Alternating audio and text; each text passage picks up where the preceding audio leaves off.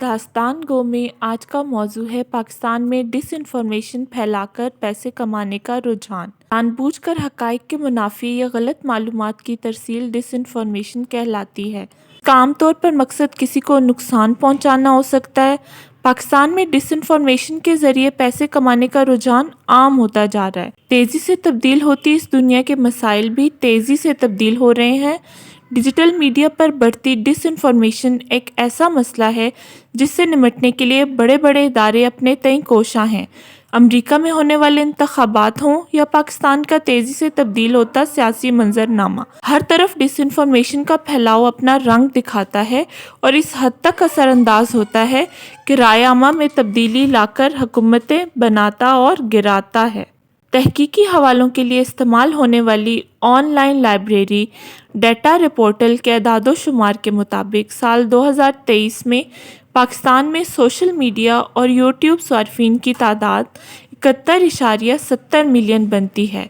सहाफ़त के लिए साज़गार माहौल की कमी, ख़ुसूसन जबरी बरतरफियों के बाइस बहुत से सहाफ़ियों ने सोशल मीडिया ख़ासकर यूट्यूब और फेसबुक का रुख किया है।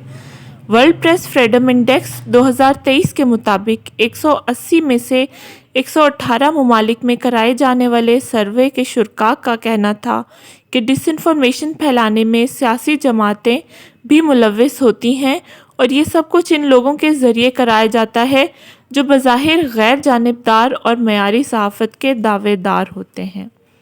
सहाफ़ी उम्र दराज मेन स्ट्रीम मीडिया से अब डिजिटल मीडिया का रुख कर चुके हैं।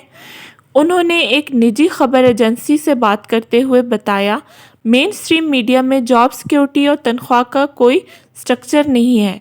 ऐसे में यूट्यूब पैसे कमाने का एक अच्छा ज़रिया है। उमर कहते हैं कि थंबनेल का इंतखाब एक आर्ट है, कहानी को मुख्तलिफ ज़ाविये से दिखाने में कोई बुराई नहीं। इसी बात से इत्तफाक करते हुए पाकिस्तानी डिजिटल मीडिया इदारे पाक अफेयर्स से मुंसलिक सहाफ़ी नोमान खान ने कहा कि 1 साल तक पेशा वराना अंदाज में काम करने के बावजूद जब चैनल पर रीच नहीं आई तो रीच बढ़ाने के लिए बड़े बड़े यूट्यूबर्स की तरह थंबनेल पर सनसनीखेज जुमले लिखना मजबूरी बन गई थी।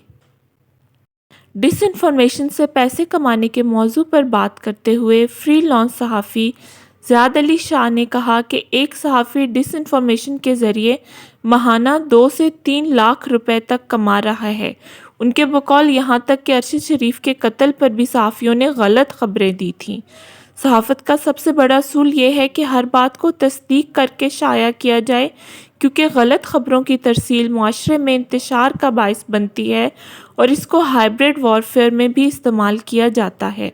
इंडिपेंडेंट उर्दू में social media editor Saqib Tanveer ने खबर एजेंसी को बताया कि डिसइंफॉर्मेशन की मार्केट इतनी पुरकशिश है कि इससे व्यूज़ मिलने के इम्कानात बहुत बढ़ जाते हैं। कई सहाफ़ी इससे नाम और पैसा कमा रहे हैं, जो कि गलत है। उन्होंने कहा कि हर सहाफ़ी की अवलीन ज़िम्मेदारी है कि वो ख़बर की ख़ुद तस्दीक करे। पाकिस्तान में इदारे बैनुल-अक़वामी इदारों के तावन से फैक्ट चेकिंग की ट्रेनिंग तो देते हैं, मगर मीडिया हाउसेस इस काम के लिए अलग से मुलाज़मीन हायर नहीं कर सकते, क्योंकि ना सिर्फ ये एक महंगा काम है बल्कि इससे बहुत कम माली फ़वाइद हासिल होते हैं। मीडिया मैटर्स फॉर डेमोक्रेसी की एक रिपोर्ट के मुताबिक पाकिस्तान में हर 10 में से 9 अफराद ये समझते हैं कि डिसइंफॉर्मेशन बहुत बड़ा मसला है। फेसबुक या यूट्यूब की कम्युनिटी गाइडलाइन के मुताबिक डिसइंफॉर्मेशन को प्लेटफॉर्म से हटा दिया जाता है। ताहम पाकिस्तान जैसे ममालिक में डिसइंफॉर्मेशन या गलत खबरें मुकामी ज़ुबानों में फैलाई जाती हैं। ऐसे में इन प्लेटफॉर्म्स के लिए इन खबरों को समझना और ब्लॉक करना मुश्किल हो जाता है।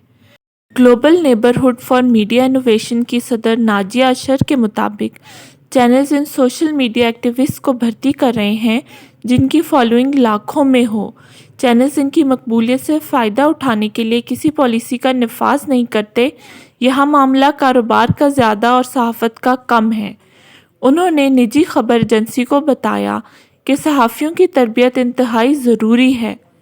Deep fake, artificial intelligence, fact check process और जदीद सहाफ़ती तरीक़ों से हम आहंग होकर सहाफ़ी अपनी क्रेडिबिलिटी को निखारते हैं। نجی اداروں کے علاوہ حکومتی اداروں میں بھی فیکٹ چیکنگ کی ٹریننگ دی جا رہی ہے۔ Associated press of Pakistan کے ڈپلومیٹک کورسپونڈنٹ اور head of Chinese affairs doctor Furqan Rao کا کہنا ہے، ہمارے ادارے میں فیکٹ چیکنگ کی ٹریننگ سال میں تقریباً 2 بار کروائی جاتی ہے تاکہ کوئی صحافی خبر کو بنا تصدیق شائع نہ کرے۔ خبر شائع کرنے سے پہلے لازمی فیکٹ چیک کیا جاتا ہے، یہ بھی کہ جو کہا جا رہا ہے وہ سچ ہے یا نہیں۔ اس کے لیے ہم آفیشیل ویب سائٹ سے ڈیٹا چیک کرتے ہیں۔ اگر نجی یا سرکاری اداروں کے صحافیوں کی رائے مد نظر رکھا جائے تو اندازہ لگایا جا سکتا ہے کہ ٹریننگز اور فیکٹ چیکنگ تو ہر جگہ ہو رہی ہے، لیکن پھر بھی ڈس انفارمیشن پھیلائی جا رہی ہے۔ آرٹیفیشل انٹیلیجنس بھی ڈس انفارمیشن کے حوالے سے زیر بحث ہے۔ یورپی union research and innovation magazine horizon کے مطابق آرٹیفیشل انٹیلیجنس کے ذریعے ڈیپ فیک تصاویر، ویڈیوز اور آوازیں بنائی جا سکتی ہیں جن کو پہچاننا مشکل عمل ہے۔ ایسے میں جب ریسرچ اور رپورٹس واضح طور پر پاکستان میں ڈس انفارمیشن کے پھیلاؤ کے بارے میں اپنی تشویش ظاہر کر رہی ہیں تو صحافیوں پر یہ ذمہ داری عائد ہوتی ہے کہ ڈس انفارمیشن کو ذریعہ معاش نہ بنائیں، کیونکہ یوٹیوب پر ایسے چینلز کی بھرمار ہے جو غلط خبروں کو پھیلا رہے ہیں۔ امید ہے آپ کو ہمارا یہ موضوع پسند آیا ہوگا۔ مزید دلچسپ موضوعات کے لیے ہمارے چینل کو لائک، شیئر اور سبسکرائب کریں۔ شکریہ۔ اللہ حافظ۔